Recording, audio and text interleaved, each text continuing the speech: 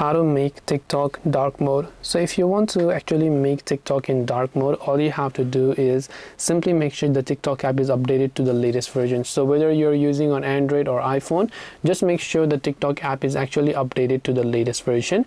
Now once you've done that, simply open the TikTok app up, and this is the kind of interface that you will see.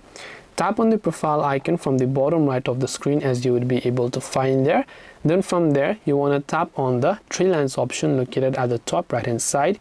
Then from here, you want to simply go to the bottom option that says settings and privacy. Once you're here under settings and privacy, under content and display, you look for one of the options that says display, and you'll find the display option right in between here. When you go to display, this is where your dark mode settings are going to be at. So you can now switch to dark theme if you want to, or you can keep it on the light theme, and at the same time you can also use your device settings instead of switching them manually. It will be an automatic process. So this way you'll be able to go ahead and then basically make TikTok in dark mode. Hope this video was very helpful. If you have got any more questions, queries or doubts, feel free to also leave them down in the comment section below. Thank you for watching till the very end of this tutorial, and see you soon in the next video.